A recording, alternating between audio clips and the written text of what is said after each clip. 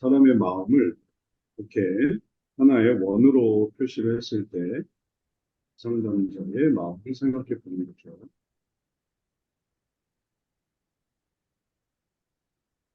이 내용을 이제 어떻게 정리할 것인가, 이 상담자의 내용을 어떻게 다가갈 것인가 할 때 여러 가지 어, 상담자 상담의 종류들이 있다고 했습니다. 그래서 우리들은 부분적인 통합주의가 좀 부분적이죠. 그래서 마음을 다룰 때 잠깐 통합주의는 나머지는 이제 심리학으로 들어가는 거죠. 통합주의는 이렇게 부분적.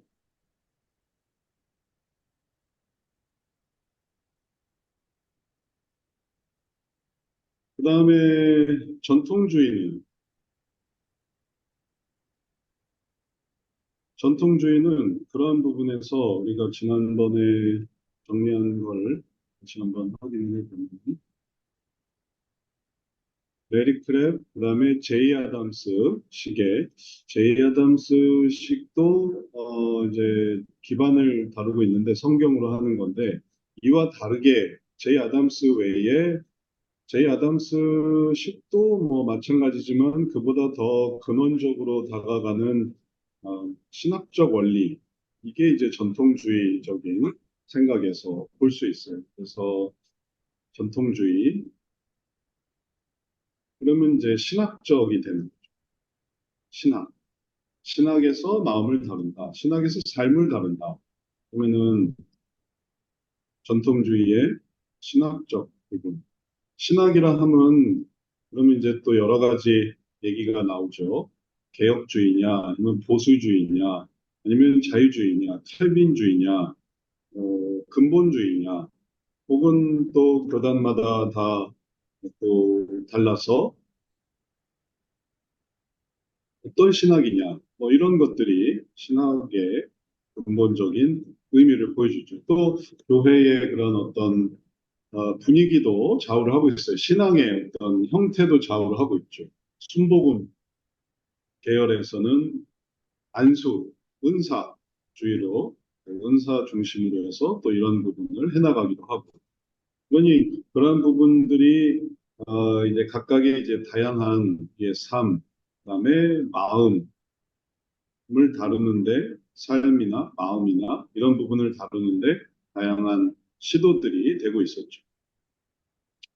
근데 이제 혁신주의로 해서 우리가 이 부분을 전부 이렇게 신학에 치우치지 않고 마음을 중심으로 이걸 전부 다루고자 할 때 이제 전체를 혁신주의로 생각을 할 수가 있게 되었어요. 그래서 일부 이런 통합주의나 전통주의나 이런 게 아닌 혁신주의에서의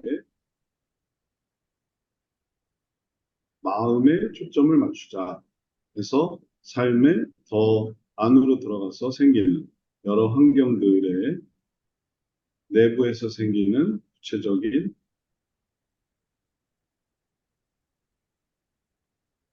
핵심적인 문제 이런 것들에 좀 더 초점을 맞춰보자 해서 이제 여기에 우리의 목표가 있는 거죠. 그래서 이거는 이제 온전히 성경적이어야 한다. 그래서 성경의 원리로만 이 마음을 다룬다. 이렇게 들어가는 거죠. 그리고 통합주의는 이제 부분적인 면이 있고 전통주의는 신학적인 면이 있는데 신주의는 마음을 다루는 거니까 좀 더 이제 깊게 들어가는 거고 이렇게 깊게 들어갔을 때 여기서 보게 될 이 마음의 그런 여러 가지 부분들이 있어요.